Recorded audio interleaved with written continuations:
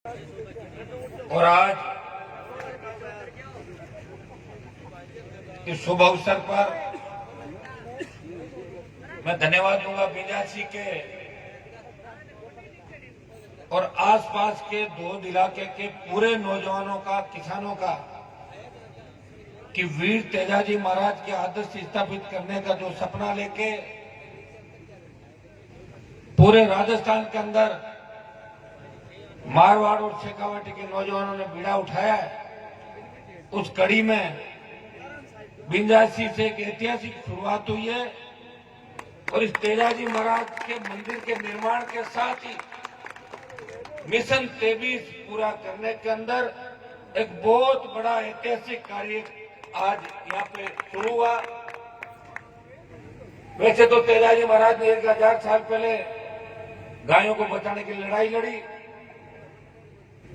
लेकिन राजस्थान की विधानसभा और देश की लोकसभा के अंदर अगर तेजाजी महाराज के जयकारे के साथ इस किसान कौम को हमेशा आगे बढ़ाने का काम किया और पदों को ठोकर मार के जब भी देश के किसानों को आवश्यकता पड़ी तो नागौर के सांसद ने निस्वार्थ भाव से देश के जवानों के लिए और किसान के बेटों के लिए, जिस तरह वीर तेजाजी महाराज वचन के पक्के थे और वचन के खातिर उन्होंने अपने गौ माता की रक्षा भी करी 1000 साल पहले और वचन निभाने के लिए अपने प्राण न्यौछावर कर दिए, उसी तरह हनुमान बेनीवाल ने भी किसान कौम के लिए पदों को ठोकर मार के जो वचन इस कौम को दिया था कि जब भी मेरी पार्टी की, राष्ट्रीय लोकतांत्रिक पार्टी की आवश्यकता किसानों को और जवानों को पड़ेगी तो मैं हमेशा सड़क पे आपके साथ मिलूंगा।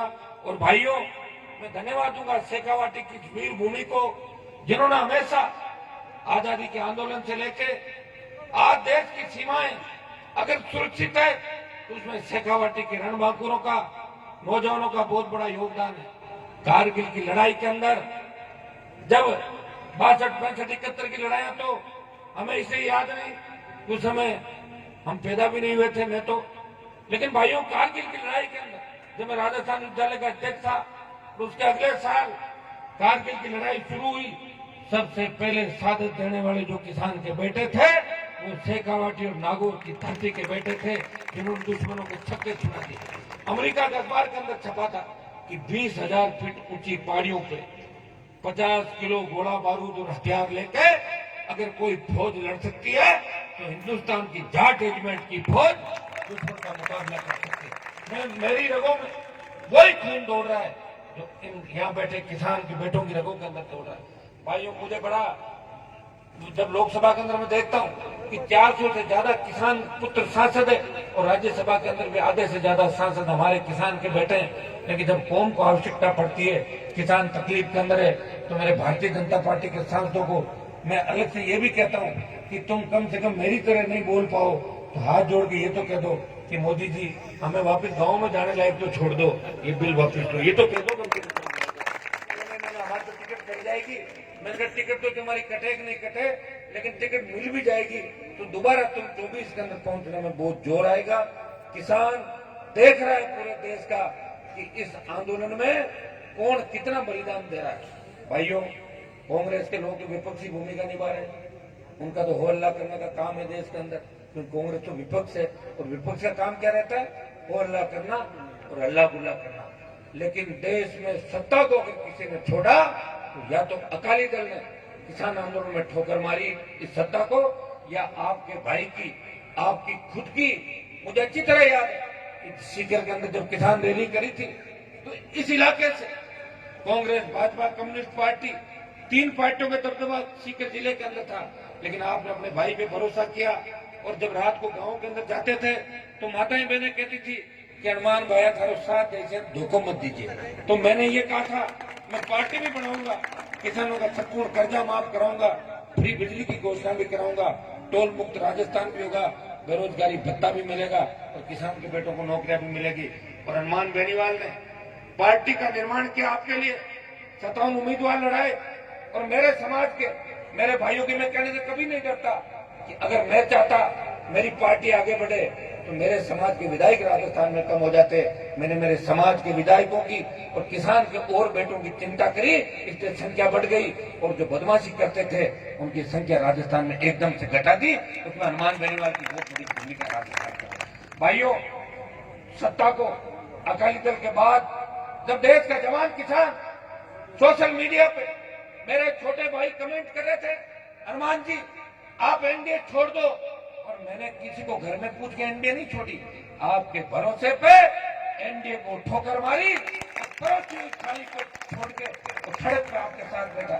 सांसद तो और भी होंगे, कई लोग तो बयान देकर अपना पल्ला झाड़ लेते, लेकिन शाहजहांपुर बॉर्डर पे दिल्ली जयपुर का हाईवे कभी जाम नहीं हुआ 70 साल के अंदर, लेकिन राष्ट्रीय लोकतांत्रिक पार्टी की हुंकार ने, आपके भाई हनुमान की हुंकार ने उस हाईवे को जाम कर दिया और 4 दिन से ज्यादा समय से वहां आरएलपी पार्टी के नौजवान उस बॉर्डर को रोके बैठे। मैंने पहले ही दिन से कहा था कि मैं पार्टी के झंडे के साथ देश में इस आंदोलन को समर्थन कर रहा हूं और मैं कोई अलग से बात नहीं कर रहा हूं। हमारी शुरुआत नौजवानों की हुई, सबने हमने बात की और बात करके तय किया कि हम राजस्थान के बॉर्डर को रोकेंगे। पंचायत चुनाव के अंदर जब गए तो 17 जिलों में एक ही बात आई कि आप तीनों कृषि बिलों को वापिस लेने के लिए आप आवाज उठाओ। और देश में जब ये बात चली कि राजस्थान का किसान और जवान इस आंदोलन में साथ नहीं है, तब हनुमान बेनीवाल ने देश के नेताओं को कहा, देश के गृह मंत्री को कहा कि एक बार तो मैं आपके कहने से बॉर्डर से वापिस जा रहा हूं, लेकिन अगर तीनों कृषि बिल वापिस नहीं लिए तो मैं एनडीए भी छोड़ूंगा, इस हाईवे को भी जाम करूंगा। और भाइयों, एनडीए भी छोड़ा, हाईवे भी जाम किया और देश की लोकसभा के अंदर भारतीय जनता पार्टी के नेताओं का जो आपने हाल मैंने लोकसभा के अंदर किया, आपने खुद देखा होगा। मैंने उनको चेतावनी दी, चुनौती दी और ये भी कहा, बीजेपी के लोग कहते थे कि हनुमान बेनीवाल हमारी वजह से जीता है, तो मैंने कहा मैंने तुम्हारे 16 जगह प्रचार किए थे, तुम 16 जगह इस्तीफा दो तो मैं भी दे दूं, 16 छोड़ो 8 जगह दे दो, 8 नहीं तो 4 नहीं तो 2 तो दे दो, मैं देने को तैयार हूँ। और मैं कांग्रेस से गठबंधन करूंगा और मैं किसी और से वापिस लड़ूंगा। अगर मैं जीत गया तो तीनों कृषि बिल वापिस ले लेना, और मैं हार गया तो मैं आंदोलन करना छोड़ दूंगा। और मैंने लोकसभा के अंदर मैंने कहा आप अपने प्रधानमंत्री जी से पूछ के आ जाओ, मैं इस्तीफे की घोषणा आज करता हूँ, आप कितने इस्तीफे देते हो। आप मैंने भी तो वोट दिलाए थे राजस्थान के अंदर, आपने 2.5-3 लाख दिलाए होंगे, हमने भी 25, 27, 23 लाख दिलाए। अभी तो बीजेपी पे उदार वोट है राजस्थान के अंदर हमारा। एक नौजवान है जिन्होंने सीकर की सीट जो वेंटिलेटर पे थी, बाबा जी की सीट, उस वेंटिलेटर पे बाबा जी को आपने ऑक्सीजन देके और वापिस ऊपर। इसी तरह बीकानेर की सीट वेंटिलेटर पे थी, जोधपुर की वेंटिलेटर पे थी, बाड़मेर की वेंटिलेटर पे थी, नागौर में तो थी नहीं, मैं ही था, चीनी टायर का था। और करौली धौलपुर से लेके टोंक सवाई माधोपुर से लेके चूरू से लेके तमाम 16-17 सीटों पे भारतीय जनता पार्टी की जो सीटें वेंटिलेटर पे चल रही थी, उनको अगर जिंदा किसी ने किया, उन 24 सांसदों को टायर के चिन्ह पे बिठा के अगर भेजा, तो राजस्थान के नौजवानों ने, किसान के बेटों ने और तेजा जी के भक्तों ने मिशन 25 पूरा किया। प्रधानमंत्री जब वोट पड़े थे, उसके बाद जब एनडीए की पहली बैठक तो मुझे कह रहे थे कि राजस्थान में क्या रहेगा, मैंने कहा 25 सीट आएगी और सीएम का बेटा भी हारेगा, ये हमने गठबंधन के अंदर प्रण किया था। तब बोले नहीं 13-14 आ जाए तो बहुत बड़ी बात है। मैंने कहा सीटें तो 25 आ जाएगी प्रधानमंत्री की, लेकिन हमें आज नहीं तो कल लड़ना ही पड़ेगा, क्योंकि हम लड़ने के लिए हमारा जन्म हुआ। सीटें भी 25 आ गई। और भाइयों, आपने देखा होगा कि लोकसभा के अंदर कर्ज माफी का मामला लोकसभा के अंदर उठाया। कांग्रेस के लोग कहते थे कि हनुमान जी टोल भूल गए, पहले टोल की बात करते थे। तो मैंने जब लोकसभा में गया तो मैंने कहा कि पूरे देश से टोल माफ होना चाहिए, टोल मुक्त देश है। ये मामला भी हिंदुस्तान की सबसे बड़ी पंचायत के अंदर उठाया। कहने में और करने में बहुत अंतर है। मैंने देखा नेताओं, बड़े बड़े नेताओं को देखा, जिनके बाप दादा मंत्री थे, अरबों खरबों में खेलते हैं, लेकिन वो जब बड़े नेता आते हैं तो हाईवे पे माला लेके और पूरे परिवार के साथ उनका स्वागत करने के लिए खड़े हो जाते हैं। ये तो हनुमान बेनीवाल ही है जो आपकी कौम का मान और सम्मान पूरे देश के अंदर बढ़ा रहा है। जब आवश्यकता पड़ी ठोकर मार दी। और मैंने ये भी कहा कि अगर मेरे लोकसभा सदस्य का इस्तीफा देने से अगर मेरी कौम को मजबूती मिलेगी तो ये मैंने रिजर्व में रख रखा है, ये मैं उस दिन दूंगा जब मुझे लगेगा कि अब मेरे इस्तीफे से ही काम बनेगा। उससे पहले मैं यूं इस्तीफा दे दूं और पता ही नहीं कि आंदोलन करने वाले किस दिशा में जाए और कौन किधर चला जाए। मैं तो राजस्थान की भी गारंटी ले लूं, क्योंकि गाजीपुर बॉर्डर नहीं गया था, तो मैं सिंगू बॉर्डर भी नहीं गया था, जिसको राहुल गांधी शंभू बॉर्डर बोल रहे थे, सिंगू बॉर्डर को मैं वहां नहीं गया। मैंने तो एक ही कहा था कि राजस्थान बॉर्डर पे किसान और जवान, इस देश के किसान और जवानों के साथ खड़ा। और भाइयों, उसी दिन से आपने इस तरह की ताल ठोकी कि प्रधानमंत्री जी का जो बजट भाषण था उसमें आपने देखा होगा कि कहां तो मोदी जी जोर जोर से बोलते थे और इस बजट भाषण में परेशान थे, ठीक नहीं थे? तो मैंने भी परेशान किया उनको राष्ट्रपति के अभिभाषण में, बजट में, जहां भी आवश्यकता पड़ी। तो हनुमान बेनीवाल की तरफ से कोई कमी नहीं रही। कई लोग कहते हैं कि हनुमान जी तो नए बच्चों को बिगाड़ रहे हैं। आप ये बताओ, मैंने कभी कहा कि आप गलत दिशा के अंदर जा रहे? मैं विश्वविद्यालय का अध्यक्ष था, हजारों लड़के मेरे साथ थे। मैं भी चाहता तो जयपुर में जमीनों पर कब्जे कर लेता, शराब के ठेके ले लेता, टोल के ठेके ले लेता, बजरी के ठेके ले लेता। अगर मैं ले लेता तो मैं वसुंधरा से कैसे लड़ता? वसुंधरा से 5 साल लड़ा, वसुंधरा ने पूरी जांच कराई, वसुंधरा के लड़के को गाँव में जाना छुड़ा दिया, कई मंत्रियों को छुड़ा दिया।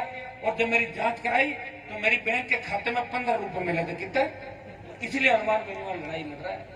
लड़ने में और करने में बहुत जोर आता है। आपके सीकर में भी बहुत बड़े नेता होंगे। मेरे नागौर के अंदर तो पूरी राजनीति नागौर से चला करती थी।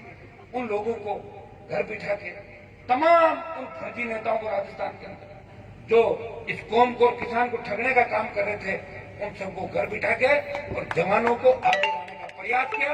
हनुमान बेनीवाल के मंच थे, 5-5 लाख की भीड़ के अंदर 5-5 लाख लोगों में अगर कोई नौजवान भाषण दे रहा था तो हनुमान के मंच में दे रहा था। कांग्रेस और भारतीय जनता पार्टी के मंचों पे कभी आपके स्पीच नहीं हुए होंगे। मैं जब बीजेपी के अंदर था, अटल बिहारी की रैली होती थी, 50,000 की रैली को भी 5 लाख बताते वो लोग।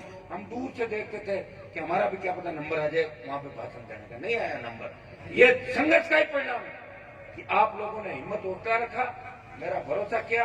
और भाइयों में इतना ही विश्वास, में माताओं बहनों को, सीकर की जो माता शक्तियां बैठी है, मैं आपको भरोसा दिलाता हूं कि आप जब तक सत्ता पे आपका कब्जा नहीं होगा तब तक कितने आईएएस, कितने आईपीएस बना लेना, वो ट्रांसफर पोस्टिंग के लिए किसी दूसरे मुख्यमंत्री के घर पे धोख देते हुए मिलेंगे। सीएम आपका बन गया, उस दिन 100 साल ऊपर आ जाओगे राजस्थान के अंदर। तो मुख्यमंत्री अपना मुख्यमंत्री बनाने के लिए पार्टी की आवश्यकता होती है, समझ की आवश्यकता होती है। आप रात के 12:30 बजे अगर मुझे छोड़ रहे हैं तो निश्चित रूप से वीर तेजाजी महाराज की कृपा मेरे ऊपर है। नहीं तो सीकर में लोग इंतजार नहीं करते, पथराव करते हैं रात को। इंतजार सिर्फ हनुमान बेनीवाल का आप करो। मुझे पूरा भरोसा कि मारवाड़ के साथ साथ शेखावाटी के किसान के बेटे इस 2023 की लड़ाई के अंदर अपने भाई का साथ देंगे। मैं इतना विश्वास आपको दिलाता हूं कि कैबिनेट मंत्री के पद तो राजस्थान में भी 3 बार ठुकराए, 2 बार दिल्ली में। मंत्री पद मेरा मुद्दा नहीं है। मैं चाहता हूं कि राजस्थान के अंदर असली किसान का बेटा सीएम बने। मैं तो पिछली बार ये भी कहा था कि मुझे तो कोई दूल्हा अगर ढंग का मिल जाए तो मैं उसका बाराती बनने को भी तैयार हूं। मैं दुल्हन किसी की नहीं बनूंगा राजस्थान के अंदर, लेकिन मुझे दूल्हा मिला ही नहीं। नई पार्टी बनाई, आपकी जिद थी, तब तो लोग ये भी कहते थे कि कौन सी पार्टी बना लेंगे, कहीं कहीं चले जाएंगे। अभी लोग कह रहे थे गणमान तो मोदी जी को छोड़ ही नहीं सकता। अब मैंने छोड़ दिया, एनडीए छोड़ दी, तो कई ऐसे चले हुए कारतूस मंचों से भाषण देते हैं कि हनुमान जी ने अगर एनडीए छोड़ी है तो कागज लाओ। तो कागज को तुमने मुझे एमपी बनाया क्या? तुम्हें दिखाऊंगे कागज कौन सा? ये यहाँ भाषण दे रहा हूँ, लाइव चल रहा है, पूरी दुनिया देख रही है। लोकसभा में आपने देखा, मैंने 1 लाख लोगों के बीच एनडीए छोड़ी, फिर भी मेरे विरोधी जिनके 3,000, 5,000 या 8,000 वोट आते हैं, वो ये कहते हैं कि हनुमान जी ने अभी एनडीए नहीं छोड़ी, वो हमें सबूत दे। तो तुमने बनाया क्या मुझे एमपी? जो सबूत दूंगा तुम लोगों का। देखो कैसी कैसी बातें चल रही। भाइयों, इन बातों को भी हमें समझना। मैं तो ये चाहता हूं कि ये जो आंदोलन चल रहा है देश के अंदर, निश्चित रूप से अगर तीनों बिल दिल्ली की सरकार वापिस रहे, किसानों की जीत हो, तब तो हम सबकी जीत है। और सरकार अगर दिल्ली की सरकार नहीं झुकी तो हम सबकी हार है, वो हनुमान बेनीवाल की भी हार है, उन तमाम नेताओं की हार है जो सड़क पे भारतीय जनता पार्टी और मोदी जी की सरकार के खिलाफ आंदोलन कर रहे हैं। मैं तो ऐसा व्यक्ति हूं कि मैं बड़ी पंचायती भी नहीं करता। आपके सीकर के अंदर जब आंदोलन हुआ, कृषि मंडी के अंदर लंबा आंदोलन चला, तब सीकर के मेरे जवान भाइयों ने कहा कि आप क्यों नहीं आ रहे हो? मैंने कहा भाई सीकर वाले कोई कहेंगे जब आएंगे तो मैं और डॉक्टर साहब दोनों आके गए थे और जोरदार तरीके से समर्थन दिया। देश में आवश्यकता पड़ी, मुझे कोई किसान संगठनों ने नहीं कहा था कि हनुमान जी आप हमारी मदद करो। मैं किसान का बेटा हूं, मेरी रगों में असली किसान और जाट का खून मेरा है। आपकी भावनाएं थी देश में जवानों की, हरियाणा, उत्तर प्रदेश, दिल्ली, पंजाब, राजस्थान, हर कोई कह रहा था कि हनुमान जी आप एनडीए छोड़ो, आप साथ दो तो अपने आप मोदी जी किसानों के तीनों बिल वापिस लेंगे। और मैंने आपके कहने से अपना पॉलिटिकल जो कैरियर है, भाइयों कैरियर वैसे सब आप लोग बढ़ाते हो और आप ही बिगाड़ते हो, तो मेरा कैरियर मैंने हमेशा आपको कहा कि मैं दिल से राजनीति करता हूं, दिमाग से नहीं करता। और जब आपकी इच्छा थी तो हनुमान बेनीवाल सत्ता छोड़ के सड़क पे आ गया। सत्ता कोई नहीं छोड़ता, लोग तो अपनी फॉर्च्यूनर की अगली सीट भी किसी को नहीं देते। देते हैं क्या? देखा है कि किसी को देते हैं? मैंने तो सत्ता एक बार, दो बार, तीन बार, चार बार छोड़ी। और जिस अशोक गहलोत ने राजस्थान के अंदर तमाम किसान नेताओं को, आधे से ज्यादा लोगों को जो चप्पल जूते उठवाए, उस अशोक गहलोत के बेटे को हरा के अगर उसका जादूगर का खिताब अगर किसी ने छीना, हनुमान बेनीवाल ने उसके बेटे को हरा के तमाम किसान नेताओं का बदला लिया। देखो, बदला लेने का काम मेरे ऊपर आ गया, ये तो मैंने देख लिया कि मजे तो लोग ले गए। आरक्षण आंदोलन था तब भी तकलीफ में हम थे, हमारी सीटें छीन गई, उठाई गिरे आगे, जीत के चले गए और संघर्ष हमारे खाते में आ गया। और लोग दिन में, मेरे तो ऐसे ऐसे लोग मैंने देखे जो 48 घंटे में 3-3 पार्टियां लोगों ने बदली, वो भी बड़े बड़े भाषण देते हैं, लोग उनका भी स्वागत करते हैं। खैर ये कोई राजनीतिक मंच नहीं है, लेकिन मैं इतना ही कहना चाहूंगा कि अगर राजस्थान के अंदर हमें बचना है, अगर देश के अंदर आप चाहते हो कि हमारे लोगों का वजूद बढ़े, उत्तर प्रदेश में आपका मुख्यमंत्री नहीं बनेगा, भूल जाओ आप इस बात को। हरियाणा भी हाथ से चला गया, दिल्ली भी चला गया, अब सिर्फ राजस्थान है। सब एक हो जाओ, शेड्यूल कास्ट, जाट, गुजर, मीणा, यादव, तमाम जातियों को साथ ले लो, तभी इसके अंदर 100 से ज्यादा सीटें आपकी आएगी। ये मैं आपको विश्वास दिलाता हूँ। और इसीलिए रात को 1 बजे आज तेजाजी महाराज के मंदिर के कार्यक्रम के अंदर आया हूँ। भाइयों, बहुत खुशी हुई कि सीकर के अंदर तेजाजी महाराज के मंदिर में 1 बजे आप लोग इंतजार कर रहे हो, तो निश्चित है जिधर शेखावाटी चलेगा उधर 50 सीट राजस्थान की चलेगी, क्योंकि सबसे ज्यादा शिक्षित अगर हमारा समाज है वो शेखावाटी के अंदर है, वो सीकर और झुंझुनू के अंदर है। आज से 30-40 साल पहले जैसलमेर से लेके चंबल के भीड़ और डूंगरपुर बांसवाड़ा के अंदर भी शेखावाटी की हमारी किसान की बेटियों ने स्वास्थ्य सेवाओं में, चाहे पुलिस की भर्ती के अंदर जब कांस्टेबल की जब शुरुआत महिलाओं की हुई, तब से लेके हमारी बहन बेटियों ने हमेशा आर्मी से लेके सबसे ज्यादा सेवा आपने दी राजस्थान के अंदर। इसलिए आप सबका राजस्थान पे ऋण है, लेकिन पॉलिटिकल रूप से, राजनीतिक रूप से हमें अब इस समझ के साथ चलना होगा।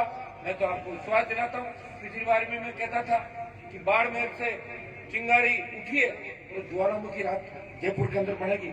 चिंगारी उठी थी बाड़मेर, नागौर, बीकानेर, सीकर की हुंकार के बाद सरकार डर गई, 50,000 का कर्जा माफ किया, 50,000 नौकरियां निकाली, 5 हॉर्स की बिजली फ्री करी और स्टेट हाईवे टोल फ्री किया। ये आपकी हुंकार के माध्यम से ही हुआ था। और अब जब अशोक गहलोत को लगा कि ये तो फिर मामले उठाएंगे, तो जो फ्री बिजली का मामला वापस लिया था, तो बजट के अंदर घोषणा कर दी कि 12,000 रुपए हम देंगे। लेकिन भाई 12,000 से मानने वाले नहीं है।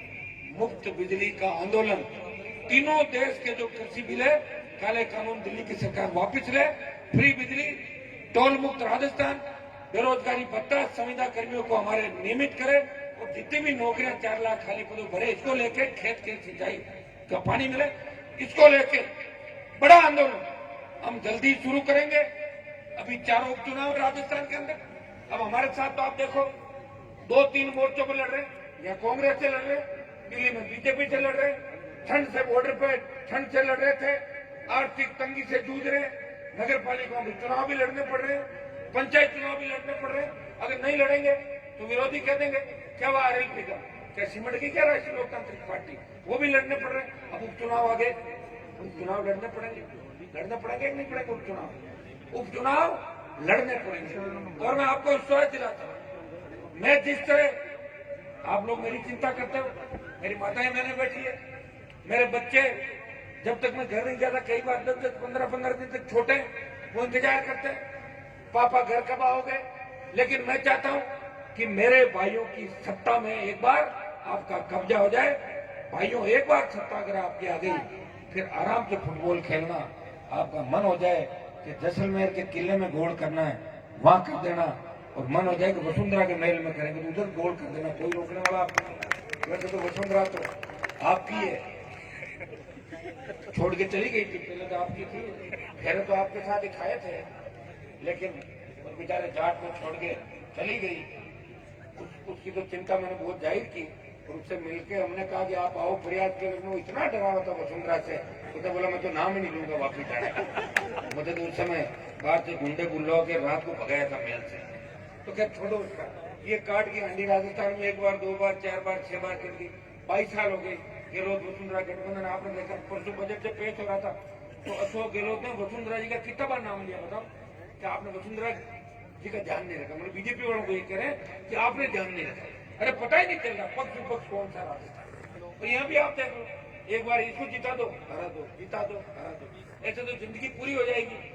मेरे को कई लोग कहते हैं आप क्या कर लोगे, 3 सीट आई है, 8, 7, 10 आ जाएगी, 250 आएगी बीजेपी की। मैंने कहता है 250 आए और चाहे 180 आए, हनुमान बेनीवाल लड़ाई लड़ेगा राजस्थान को बचाने के लिए। और भाइयों, इतना भरोसा आपको दिलाता हूँ कि मैं आपको धोखा नहीं दूंगा। मैं चाहता हूँ कि सत्ता के शिखर पे आप लोग बैठे। अभी कई तरह की बातें आपके सामने आएगी, अभी कई तरह की जो दिल्ली से राजस्थान में जो राजनीति चल रही है, देश में जो आंदोलन चल रहा है, आप इसके कई स्वरूप देखोगे। लेकिन मैं आपको भरोसा दिलाता हूँ कि देश के किसान आंदोलन को कमजोर नहीं पड़ने देंगे। राजस्थान के अंदर भी इसी तरह राजस्थान का किसान जवान, बाकी हमारे जितने भी छोटे भाई हरियाणा, पंजाब, वेस्टर्न यूपी के किसान जो आंदोलित है, उनका साथ हर समय हम देते रहेंगे। एक बार थोड़ा सा ये समय निकल जाए, आप लोग भी फ्री हो जाओ। इस सीकर के अंदर तो आपने रैली करी थी किसान आंदोलन के समर्थन में, रैलियां हो भी रही है, बड़ी रैलियां करने का प्रोग्राम भी। जल्दी आप सब जो यहाँ बैठे हैं सबसे बात करके, राष्ट्रीय लोकतांत्रिक पार्टी के नौजवानों से बात करके इसका भी हम काम करेंगे। एक डिमांड थी इस रोड की, पिंजासी से पुणे टू 5 किलोमीटर, 5 किलोमीटर 6, 10 जितनी भी है। एक सड़क अपने तेजाजी महाराज के मंदिर की जब सीकर रैली में आया था, सुजानपुरा की, एक वो हो गई, एक ये हो गई। इस रोड को हम आपके बढ़ा देंगे, चाहे किसी को ही करना पड़े।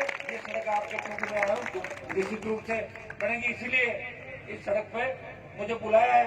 आप लोगों ने एक कच्ची रोड और ले आया, अपनी मावा के अंदर घोषणा की। मैंने कहा आपके मावा से मोरडूंगा रोड बनाएंगे। तो लड़के इतने तेजी से चलते हैं कि उसी रोड पे मेरे को ले गए कच्चे। अरे मैं कहाँ ले आए, बोलो रोड बनाओगे तो मैं रात को थोड़ी बनाऊंगा रोड अभी, तो मेरे को अगले प्रोग्राम में भी जाने दो। तो मेरे भाइयों इतना जल्दी भी मत करो आप, है ना। तो अभी तेजी से वोट डालना आप, और अभी मेरा भी ध्यान रखना है। ऐसे रस्तों में ले जाएंगे और कहीं डाल दिया ले जाएगा, तो ध्यान रखना आपको। लेकिन आपकी फुर्ती और जो जोश है और जो जज्बा है, मुझे कई लोग कहते हैं कि साहब आपकी सोशल मीडिया की टीम बहुत अच्छी है। मैंने कहा मैंने खुद थोड़ी बनाई, बच्चे अपने आप ही लड़ रहे हैं। जिस तरह मैं तेजाजी महाराज का आशीर्वाद से अपने आप ही लड़ रहा हूँ।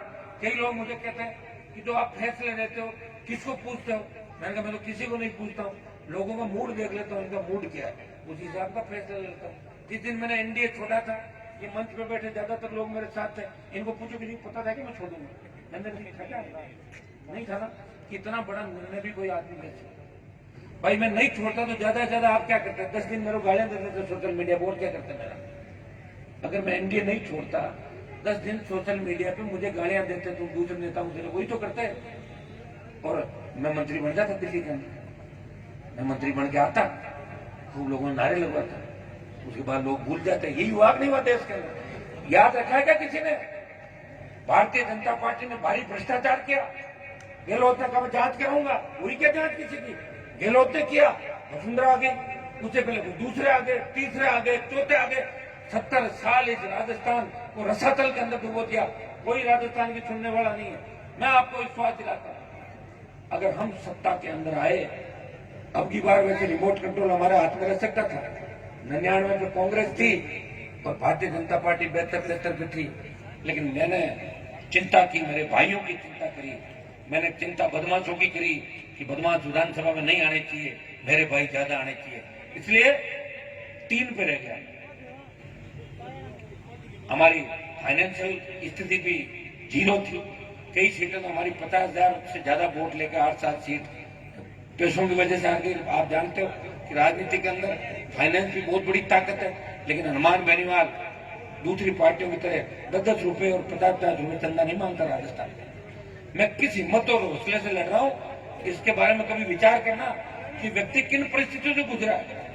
विश्वविद्यालय के अध्यक्ष रहने के बाद लगातार जो 20 साल का संघर्ष है, इसमें कई लोग मंच पे बैठे हैं, ये जानते हैं।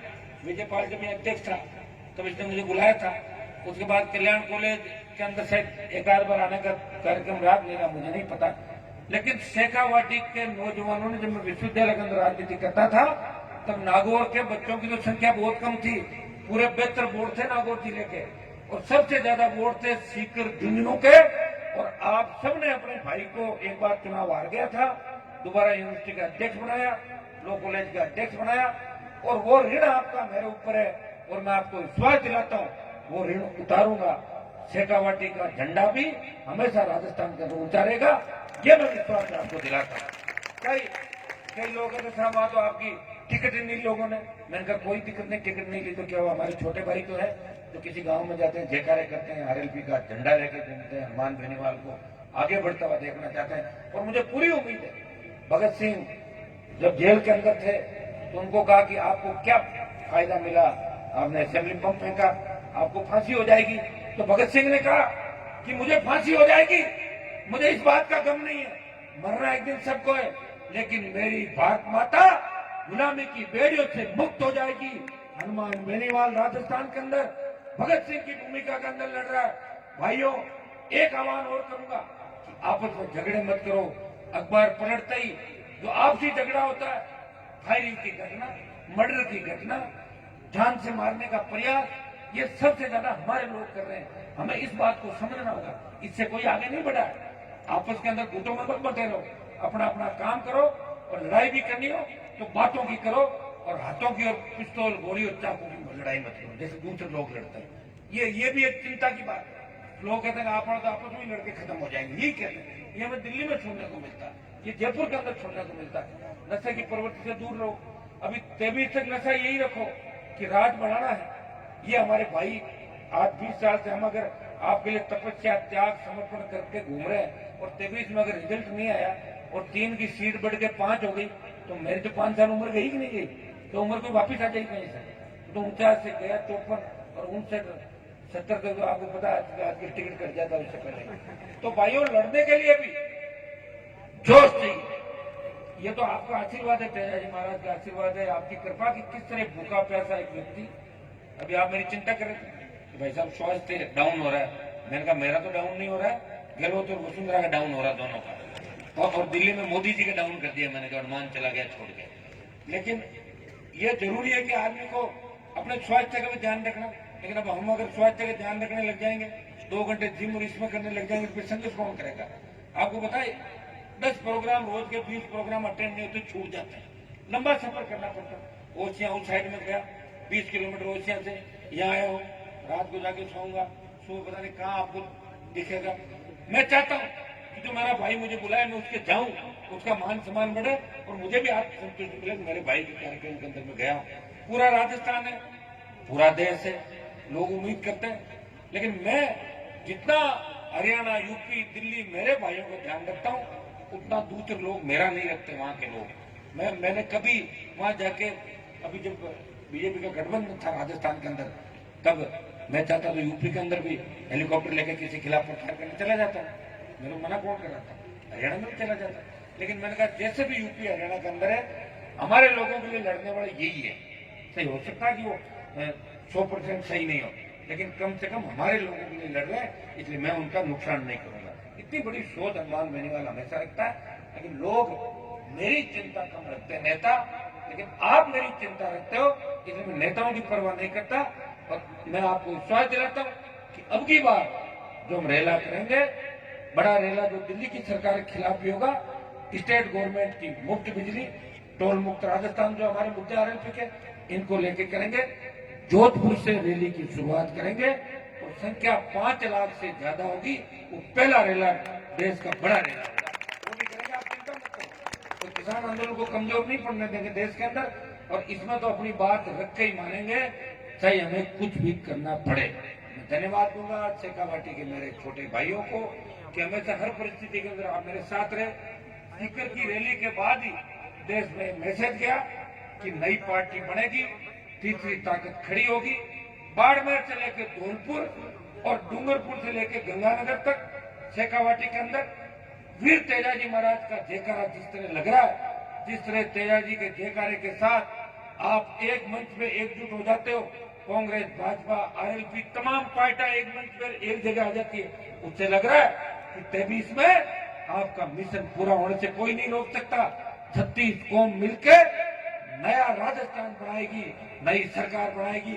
मैं एक ही आह्वान आपको करूंगा कि आजाद, जब राजस्थान देश आजाद हुआ और 52 के चुनाव थे, उस समय दूसरी जातियां, पुराने बुजुर्ग बताते कि अरमान जी, हम सबसे ज्यादा भरोसा आपकी जाति पे करते थे, क्योंकि जागीरदारों के खिलाफ और अंग्रेजों के खिलाफ बड़ी लड़ाई आपकी जाति ने लड़ी।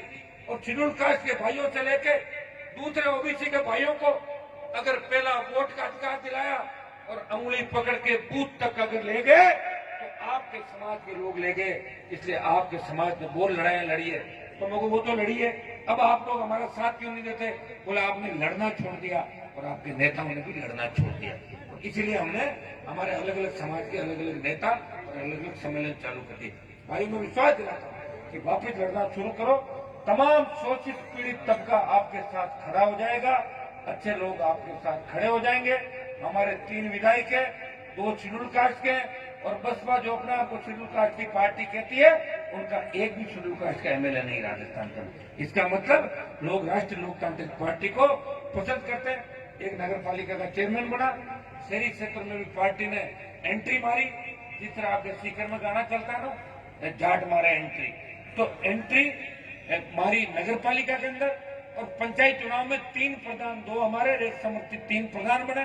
100 जिला परिषद के चुनाव लड़े। आपके सीकर में एक सीट तो मात्र कोई 150 वोट से आई होगी, लेकिन 5-7 सीटों पर अच्छे वोट लिए। 100 सीटों पे 4 लाख वोट राष्ट्रीय लोकतांत्रिक पार्टी ने लिए। दूसरी पार्टियां जो लंबे समय से बड़े लंबे लंबे झंडे लेके घूम रही है, उनको मैंने पीछे छोड़ दिया राजस्थान के अंदर, और पीछे छोड़ देंगे।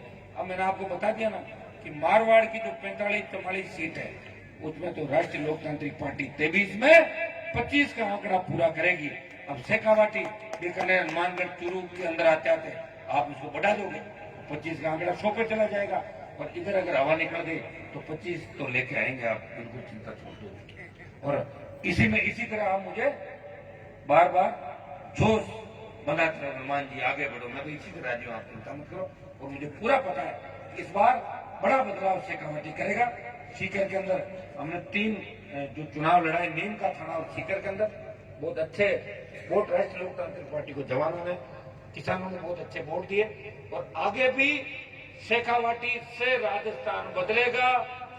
क्रांति जब भी हुई शेखावाटी की धरती से हुई, और शेखावाटी की धरती 23 के बदलाव के अंदर महत्वपूर्ण भूमिका निभाएगी। यहाँ जो हमारे मंच में उपस्थित, मैं धन्यवाद दूंगा लाल जी दुलानिया, जिन्होंने 2 बीघा पुजारी जी जो जमीन आपने यहाँ पे दिए और बहुत ऐतिहासिक काम किया, भामाशा है। मैं आपको बधाई देता हूँ, धन्यवाद देता हूँ। कुंभाराम जी जो हमारे चितावा से भोपाल जी आए, गिरधारी जी बिजानिया, नारायण जी दुलानिया, रुगनाथ जी दुलानिया, हरपुल जी दायल, शाहपुरा सरपंच साहब, भाई महेंद्र जी हमारे जिला अध्यक्ष, भाई रामस्वरूप, विजयपाल, पूर्व अध्यक्ष तेजवीर सेना के हमारे दिलसुख जी, डॉक्टर श्रवण जी, सम्मानित मंच बोल दूं क्या? हाँ, बोल दो। सम्मानित मंच, और ये मेरी छोटी बहनें, मातृशक्ति, मेरे छोटे भाइयों, मुझे बहुत बड़ी खुशी हुई कि सीकर के अंदर 1 बजे आप कार्यक्रम देख रहे हो। तय है कि 23 आपका है। एक चीज तय करो कि हर व्यक्ति को 10-10 लोगों को जोड़ना है, और स्थिति को समझो अभी जो वातावरण चल रहा है उसमें हर रोज समझो कि नया बदलाव क्या होगा। अगर मैं कहीं नजर नहीं आ रहा हूँ, इस बात को दिमाग में रखो कि हनुमान जी नजर क्यों नहीं आ रहे, इसके पीछे क्या हो सकता है, इन बातों को ध्यान में रखो। लेकिन मकसद एक ही होना चाहिए कि राष्ट्रीय लोकतांत्रिक पार्टी 23 के अंदर राजस्थान की सत्ता का अंदर कैसा है, इस बात का आपको ध्यान रखना है। हमें किसान के बेटे को मुख्यमंत्री राजस्थान के अंदर बनाना। अगर एक बार ये काम हो गया तो 50 साल पीछे मुड़कर नहीं देखना, और नहीं हुआ तो 23 से 28 की लड़ाई में बड़ा जोर आएगा। ये भी मैं आपको कहना चाहता हूँ। आप सबको धन्यवाद कि ऐतिहासिक कार्यक्रम आपने कराया। आने में थोड़ा लेट हो गया, इसके लिए क्षमा चाहता हूँ। आपको विश्वास दिलाता हूँ कि नए राजस्थान का निर्माण करेंगे और तेजाजी महाराज के आदर्श राजस्थान की राजनीति और देश की राजनीति में स्थापित करेंगे। बहुत बहुत आपको धन्यवाद। जय हिंद।